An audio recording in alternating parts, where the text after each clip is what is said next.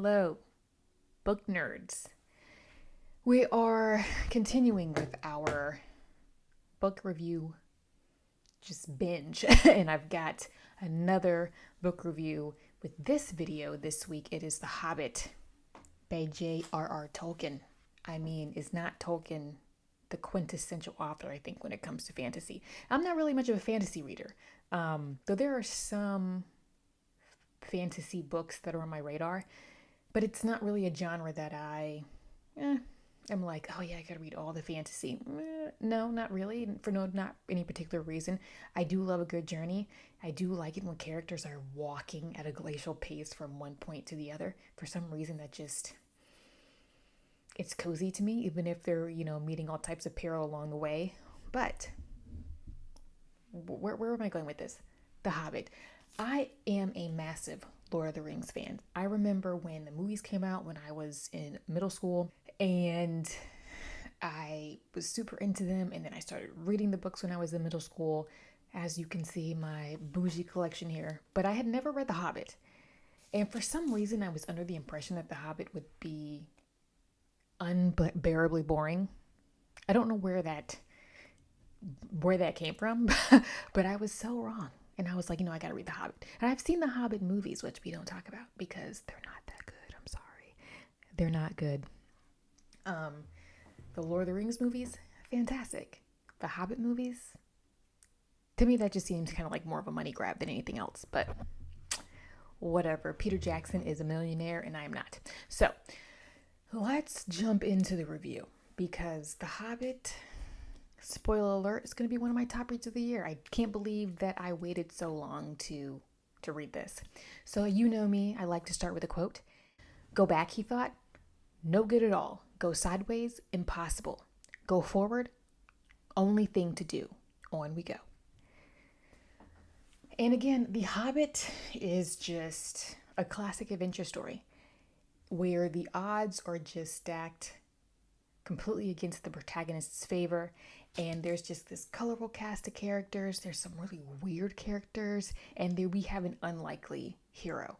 So I think most people understand the premises or get the premises of The Hobbit, but if you are new to The Hobbit and you're like, I'm kind of heard of this book, I kind of want to read it, maybe want to read it before I watch the movies, and you're a complete newbie, that's totally fine. There's nothing like discovering Tolkien for the first time. I'm kind of jealous of those people.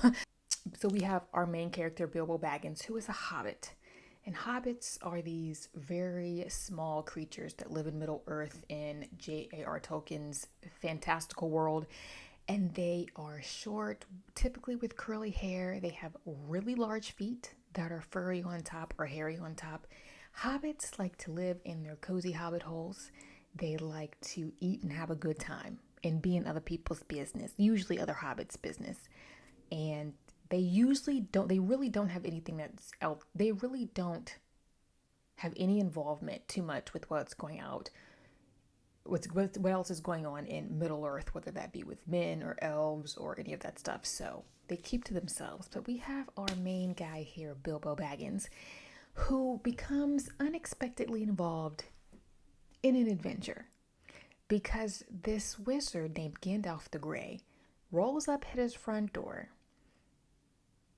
and just turns Bilbo's life upside down, and he puts a marking on Bilbo's door, and then Bilbo thinks that Gandalf is just coming for tea, and then all of these dwarves show up, and Bilbo is super confused, but he tries to handle it with some grace, and he is as hospitable as he tries to be, but they're like eating all his food and stuff, and Bilbo's like, what is happening?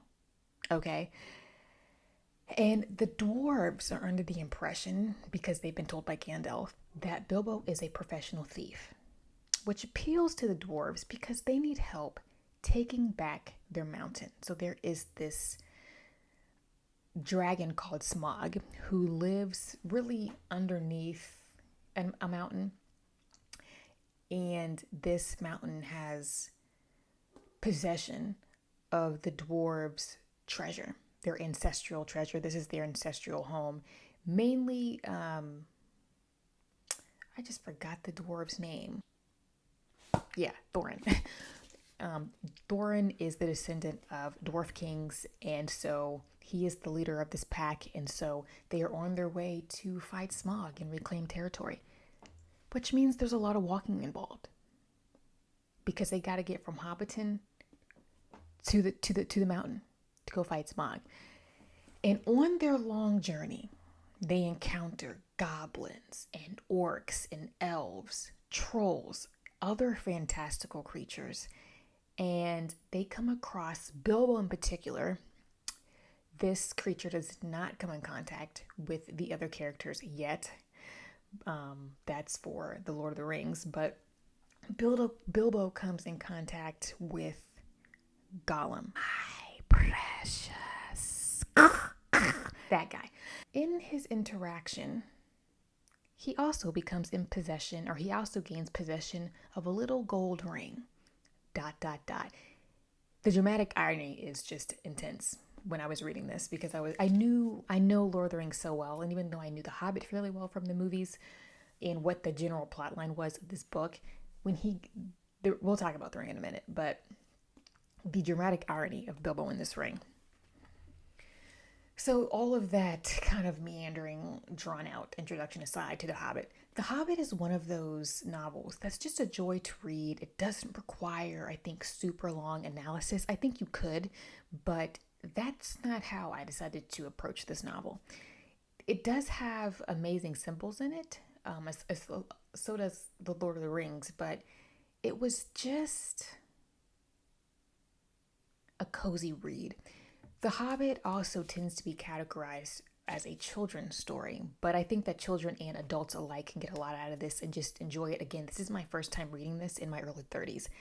And I think I just had a smile on my face the whole time I was reading it. Once I picked it up, I didn't want to put it down. The reason why I say that this could be analyzed at a deeper level is because Tolkien was the devout Catholic. And so he does put a lot of those themes into his work. You could have a symbol of what does Bilbo represent, if you were to analyze him from that frame, that point of view. But I do think that you would have to, it makes more sense to kind of analyze it from that perspective once all 3 Lord of the Rings have been read and analyzed, and then going back to The Hobbit. So for me, I'm like, you know what, this book for me right now, The Hobbit, this was just a for fun read, right? Almost like a palate cleanser. I do think that it is critical to analyze The Lord of the Rings and The Hobbit as an entirety, maybe almost as one entity, from that perspective of Tolkien's faith and his religion, because it was important to Tolkien. It's important in his works because he puts a lot of these things in there. And so that's something that I'll probably go back and do later once I read all of these. Again, Bilbo's story and his adventure and his acquiring of the ring does set up all of the Lord of the Rings, because his nephew, Frodo Baggins, ends up acquiring or inheriting this ring. And then Frodo goes on his own adventure. And what Frodo goes through makes Bilbo's adventure look like child's play. And I do think that it's nice that Tolkien wrote this more in a way that it's categorized as children's literature, because Frodo's journey is a lot more intense than Bilbo's. One thing that Tolkien does with The Hobbit, when Bilbo, Gandalf, and the dwarves come into contact with, adversity, whether they're fighting goblins or when there's a scene where they're going through this really dense, creepy forest and some crazy events and weird events happen, Tolkien separates these instances with these spaces of rest and reprieve. So they go through something terrible and then they get a rest. They go through something terrible and then they get a rest.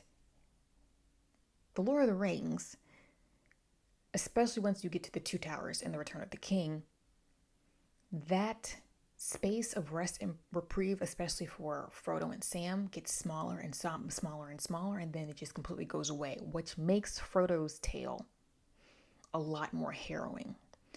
So this is why this is such a cozy read. It's just that classic pattern of adversity, rest, adversity, rest, adversity, rest. And you know that why by the way that this is written, for the most part, the conclusion is gonna be pretty. He's gonna wrap everything up in a bit of a tidier bow, and you don't really have to worry about your heart being ripped out, thrown on the floor, and then stopped with combat boots. That's not really what he's doing in The Hobbit. What I really enjoy about Tolkien, and Bilbo especially, is Bilbo is one sassy hobbit. I enjoyed Bilbo. He was funny. He had this sass that I was not expecting. Book Bilbo is sassy.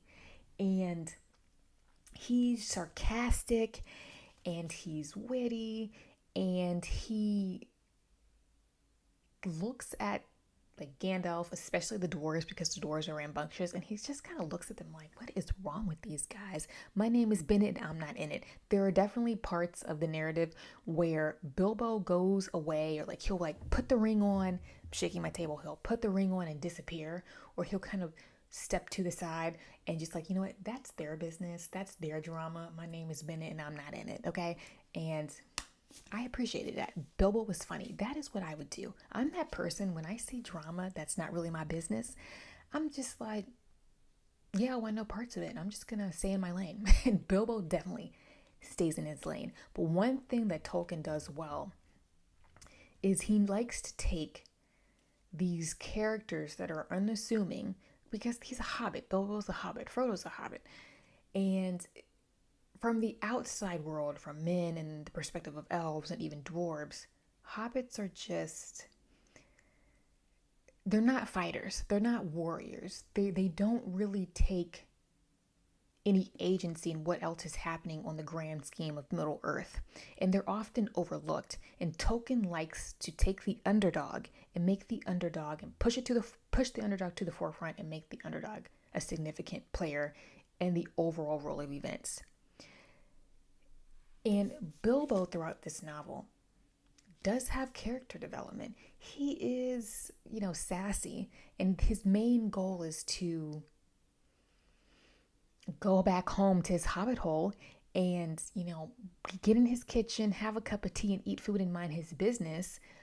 But he does begin to grow in confidence as he faces more trials. And this is how Bilbo describes hobbits. He said, "We are plain, quiet folk and have no use for adventures. Nasty, disturbing things. Makes you late for dinner." I like hobbits because food is their number one priority, and I can relate. He is comfortable, but when he's pushed outside of his comfort zone, Bilbo stands up to the task. At first, in the beginning of the adventure, he's like, oh, what am I doing? This is not, he doesn't know how to wield a sword. He's never killed a creature before. But when he's put in these circumstances, he does what needs to be done for the greater role of the group, or just to get himself out of danger. It's I die or I go down. I die or I fight and get out and hope I don't die. Clearly he doesn't die. Spoiler alert. Because we still have 3 more books to go. Let's go back to the dramatic irony of the ring that Bilbo picks up. I think everybody knows, even if you haven't read Lord of the Rings or watched the movies, you know that in the fantasy world there's the ring, and this ring sparks these battles, and there's the fight for Middle Earth, and the ring has some type of power. What is so interesting to me, having read The Hobbit after being extremely familiar with Lord of the Rings, I wrote a mini thesis, no joke, for school on Lord of the Rings, because they're some of my favorite stories of all time. The ring is treated like a trinket in The Hobbit. Bilbo puts it on and it does make him disappear when he puts it on, but there is nothing about that alludes to what the ring is, where it comes from, why it's important. It's just a piece of jewelry. And it has no presence. It's, in a way, it seems like a cheap cop out in some instances where Bilbo can put on the ring and disappear and kind of get out of danger, which is cute for a kid's story. But if there were no Lord of the Rings to follow this, you would think, okay, that's just an easy out for the character. But Tolkien, of course, he's going to build on this later in the other books. So it's very interesting. And there's a lot of dramatic irony with how the ring is treated just as a benign trinket, and it is not a character. You could argue that the ring in The Lord of the Rings is its own character because it has a will. And here's a quote, because I like my quotes. Now, it's a strange thing, but things that are good to have and days that are good to spend are soon told about and not so much to listen to, while things that are uncomfortable, palpitating, and even gruesome make a good tale and take a deal of telling anyway. For some reason, that quote was a bit of a tongue twister. Tolkien is still setting up the premise for what comes after Bilbo's adventure with this ring. Again, you can't have a good story without drama. You cannot have a good novel and a good narrative without something that makes it decent to tell. And in this case, it's the drama, it's the juiciness, it's adventures, it's dragons, it's goblins, and it's this little ring that we think is just a piece of jewelry, but it's not. And even though hobbits don't like adventure, and Bilbo is grumbling from the first page to the end of the book, saying, I just want to get back to my hobbit hole and mind my business. In a way, Bilbo does acknowledge or juicy things in a narrative when it comes to adventures and battles and coming across these crazy creatures and getting outside of your comfort zone. What makes a good story? Or do you really have a good story to tell if you're not getting out of your comfort zone and coming in contact with things that you normally wouldn't come in contact with? Because if you just sit in your cozy little hobbit hole, what kind of story are you telling? I will say, to wrap this up, there's something about the way that Tolkien tells a story.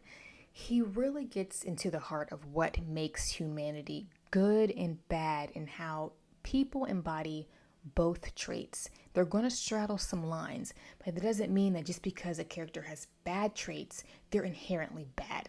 Because that would mean, all of us are flawed. That means that those flaws that you have inherently make you a bad person, which no, all of us have things we need to work on, or things that make us quirky and make us dynamic and really, really complex.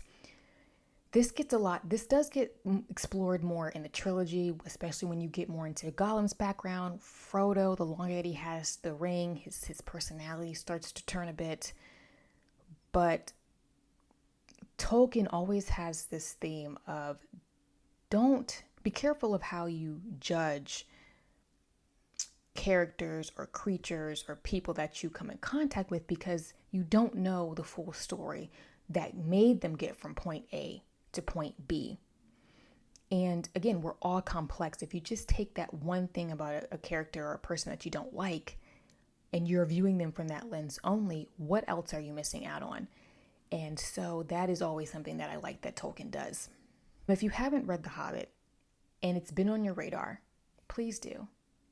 It is such a cozy read. I read it during the winter, late January, early February, and it was just so cozy. I only have 5 annotations marked in that book, and usually, I will have so many page flags in a book that when I have to go back and write my reviews, sometimes it can be a bit daunting, but it was just one of those books that was a joy to read. I didn't have to think too deeply about it. It was just pure escapism. Sometimes you need books like that just, you completely tune out the world. It reminds you of it's just that type of story where good triumphs over evil, and it's simple in a way. It does have depth to it, but it doesn't take a lot of brain power. Sometimes that's what you need. You need those type of palate cleansers. But because it is Tolkien, you are going to get good writing. You're going to get good storytelling. It's not superficial and it's not shallow, but because The Hobbit is geared more toward, it can be viewed as a child story. It's not so complex that it takes a lot out of you. And sometimes that's just what you need. If you have any more fantasy recommendations for me, please leave them down below. Again, I am not a huge fantasy reader.